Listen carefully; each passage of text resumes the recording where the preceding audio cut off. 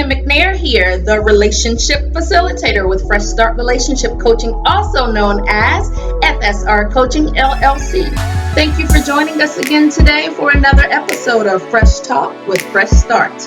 Before we get into today's topic, I just want to remind you all to go over and visit our website to book your very own personal one-on-one coaching session with yours truly, the relationship facilitator.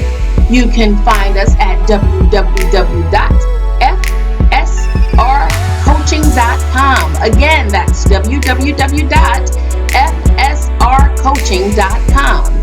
Feel free to go visit that website. You can check it out right below, the link that is. And go and feel free to book your own personal one-on-one coaching session. And we can talk about different things that you want to accomplish within your relationship. Again, that's www.fsrcoaching.com. Okay?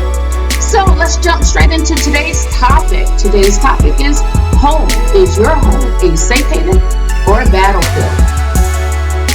Really think about it and be honest with yourself. Because if you aren't, those who live around you or live with you in the place of residency will definitely tell on you. They will be honest. Okay? So let's just take a quick little inventory to see in which category your household fits or falls. Okay? If when you return home from work, you enter into the house, the first thing you say is either negative or can be perceived as being negative or obligatory, then chances are your household is a battlefield. I.e., or an example, you enter into the home and the first thing you say is not, "Hi baby, how was your day?" but "Where's dinner?" Or "Why haven't you cooked?" Or "Why are these kids doing this?" etc., etc. Then your household is likely a battlefield. Another little point or bullet point that you can check to see if your household falls under battlefield or safe haven is when you walk through the threshold of the doorway and you barely have one word to say to anyone who's in your pathway, who stands between the threshold of that doorway and your place of isolation. Your household is likely a battlefield. Now listen, trust me, I understand. We work long hours, 8 to 12. Unfortunately, some people work more. And so when we get home, sometimes we just don't want to be bothered. And quite frequently for some, we don't want to be bothered, especially since we've spent 8 to 12 hours biting our tongues or feeling like we've had to bow down to unworthy people. Because you have poor leadership, not you as an individual, but you may serve under poor leadership who doesn't know how to properly or effectively communicate with his or her employees, or does and just does not care and chooses to treat you as one who is inferior to him or her. Then that's tough. That's really tough on the adult ego to have to deal with that every day, all day long, and continue to respond positively because we unfortunately need the job because it sustains our livelihood. In short, it pays our bills and we all need that. So it's easy when we return home to take out those frustrations that we've withheld or held in all day long to now just verbally vomit all over the ones whom you say you love the most. They're the people in this world whom you love the most, yet you treat them the worst because you are giving to them what you felt you were unable to because your hands were tied to give to the people whom you really wanted to give it to in the workplace. That only either sets the tone for your household to be or become a battlefield, or it further perpetuates the battlefield that has already been created by either yourself or you and your spouse or a significant other. And that's horrible for everyone involved, especially if there are kids in this household. Now, a few components on a checklist to see if your household is a safe haven is if you enter into your home with a smile. May seem small, but it's not. It is probably less common than one would think. Purpose within yourself that your household will be a safe haven and that it begins and ends with you. You will walk through the threshold of your doorway of your household with a smile that you have purposed within yourself to bear, despite whatever you have experienced in that day or that day's work. You enter into your home with a smile, and the scientific evidence that states when we smile at someone, we cause a mirror reaction, meaning we smile, you smile, or they smile. Are you smiling right now? Okay. Continuing on. But I mean, really, it's the truth. If you smile, you plant a seed of a smile into someone's life. And most of the time, if not all, they tend to smile back without even knowing why they're smiling. So plant that potent seed in the residents of your household.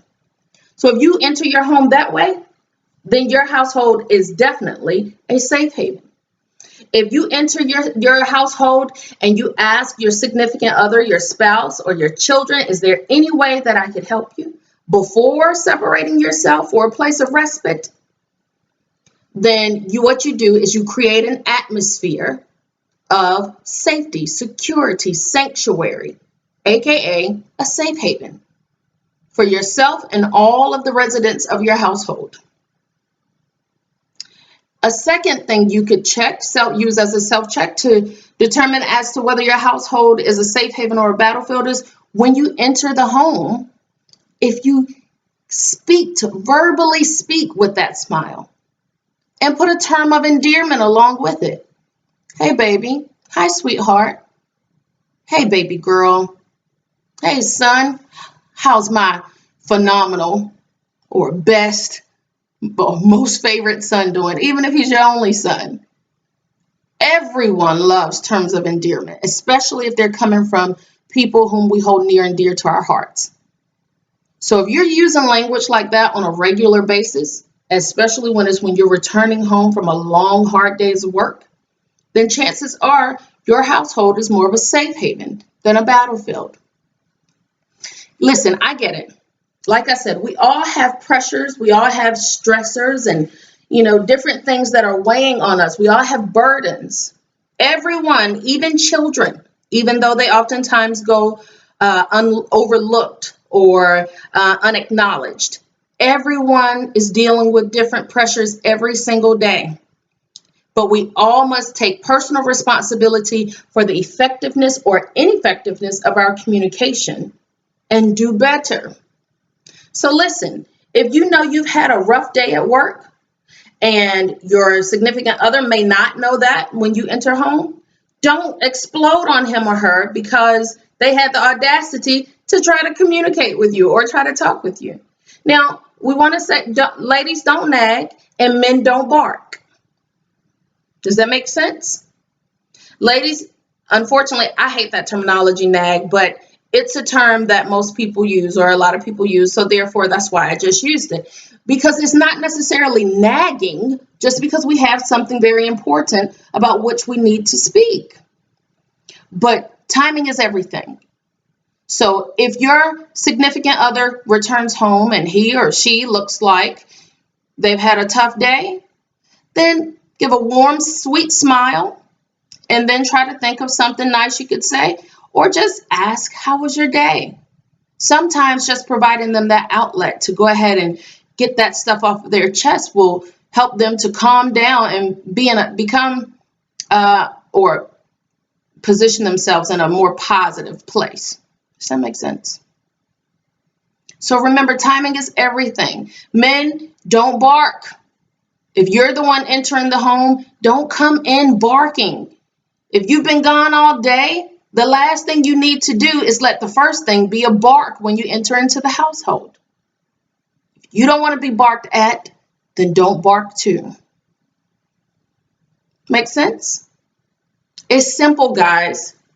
Communicate as you will want someone to communicate with you, okay?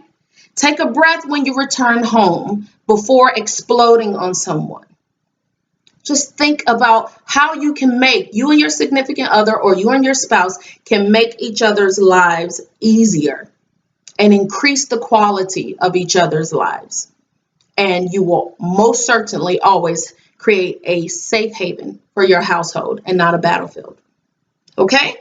Once again, this is Christina McNair, the relationship facilitator with Fresh Start Relationship Coaching. Please don't forget to go visit our website and book your one-on-one session with yours truly at www.fsrcoaching.com. I greatly appreciate you all joining us for another episode. And until next time, make a great day. Keep smiling.